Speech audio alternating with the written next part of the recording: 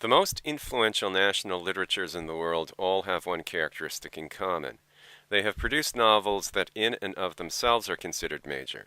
That is, the novels exist in accordance with a grand definition of the word novel. They are epic in form. They tackle complex themes. They depict society from the point of view of many social classes, personalities, and forms of experience, and they are, and this is key, long. I define long as being over 200,000 words. These novels are major in part because they were written to be major. Their fame did not arise by accident.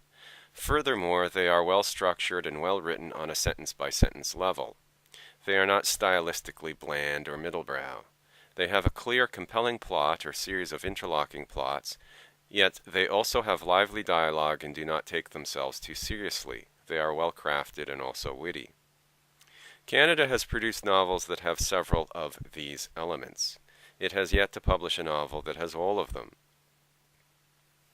Critics from John Metcalfe to Philip Marchand have noticed the paucity of Canadian novels that are either recognized as major works internationally or break new ground stylistically.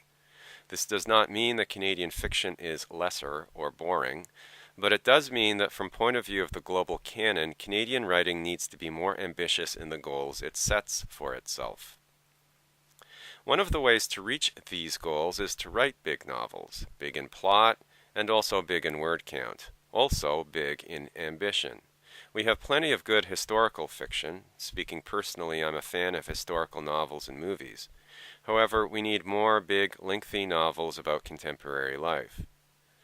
This would be true in any circumstance. It is especially true now. The world has lived through unprecedented terror attacks, 2 major wars, several regional wars, a stock market crash, the development of new forms of technology, the increasing destruction of the planet, and a mass culture whose obsession with beauty and commercialized sex shows no signs of abating.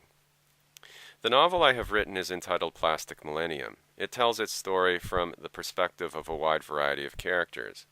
However, it avoids one of the primary pitfalls of the contemporary mega novel in that it keeps a strong central narrative running throughout. At the heart of the novel are 3 members of the Gunnarsson family: the battered patriarch, Jorgen, Jerry Gunnarsson, and his sons Paul and Anders. Each is a strong character in his own right. Gunnarsson, the patriarch, is an intelligent, imaginative soul reduced to selling computer peripherals on the eve of Y2K. He does his best to be a good salesman, but his heart just isn't in it. And as a result, his emotional balance pays a price when, Y2K not being the disaster it was predicted to be, and therefore a boon for the computer industry, Gunnarsson is laid off. Gunnarsson's older boy, Anders, is a struggling artist-writer making ends meet at a polling company. One night, after a particularly numbing shift, he meets a good-natured stripper named Agatha Huzar.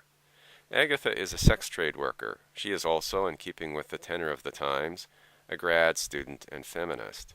Stripping, she rationalizes, is not sex trade work per se. She maintains her equilibrium by reminding herself that she is, quote, in control, end quote. And at first, this is what the relationship between Anders and Agatha suggests, that in a post-millennial milieu, all options, emotional, sexual, fiduciary, are possible. But Anders is a little too wide open, his desires a little too all over the place. Maybe he's just a typical modern soul. However, as the relationship progresses and Anders' bisexuality is revealed, Agatha overreacts and Anders finds that tolerance has its limits. Paul, the other son, is seemingly conventional. First a house painter, then an EFL teacher, he works at a language school. An introvert by nature, he, like Anders, has artistic ambitions. He writes poetry. But he does not take this seriously, or rather, he does not have faith in the artistic life. On the surface, his greatest passions are reading, history, and running. He has a close but ambivalent relationship with his father Jerry, who, in his quote-unquote retirement on welfare, has turned to a half-mad quest for great historical truths, but who is written off by everyone around him as a conspiracy buff. Jerry Gunnarsson has a particular fascination with Pearl Harbor and the Korean War, theories Paul dismisses as crackpot. Paul, meanwhile, is being pressured by his mom, a well-meaning woman who, nevertheless, is meddlesome and keeps trying to manage his father's life even though the two of them divorced a long time ago. His mother phones Paul night after night. She nags him to help take care of his dad, and even though Paul is already at the breaking point both physically and psychologically. Then Paul falls for one of his coworkers, a drop-dead sexy second-generation Korean named Sarah.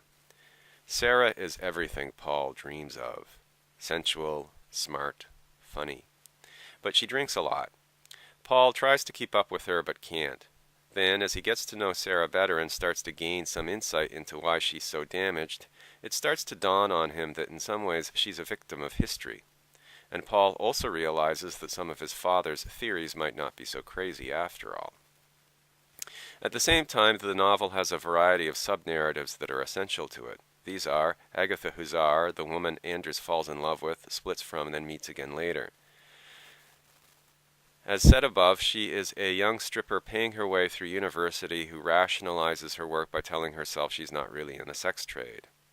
Sarah Bach, the co-worker Paul falls for, a beautiful Korean-Canadian who on the surface seems to be simply an extroverted type who is just a little too fond of partying, but who, underneath, is haunted by tendrils from the past. Cynthia Simone, a Métis woman who is an extremely gifted writer trying through her work, and, like Sarah, through booze, to come to terms with an eating disorder and a history of sexual abuse.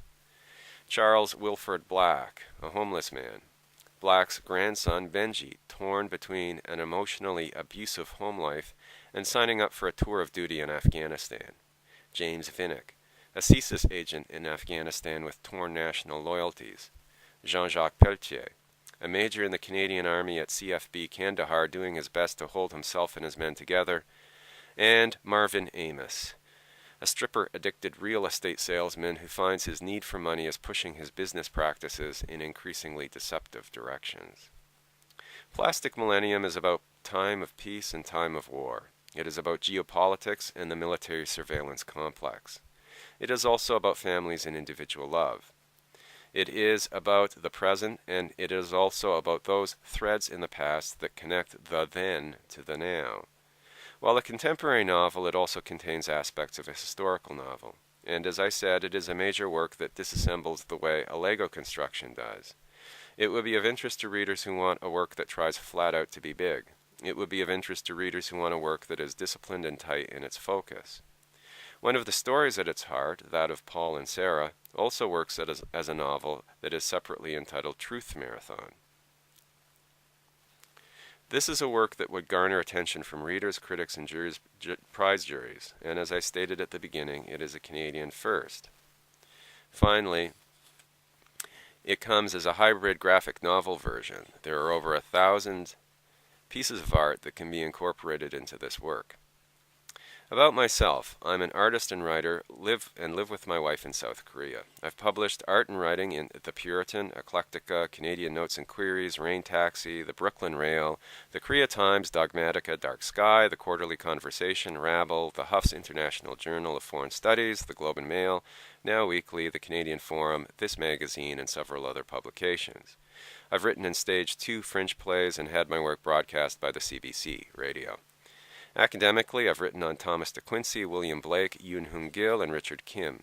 In person or via Skype, I've presented papers on literature, e-publishing, and the graphic novel to conferences in Jember, Indonesia, Madrid, Helsinki, Osaka, Kuala Lumpur, and Oxford. Finally, I blog at Conversations in the Book Trade and Bridge Text. I hope you like what's here. If you wish to contact me via email, I'm at fharver@yahoo.com. And that's pretty much it. Thank you for your time.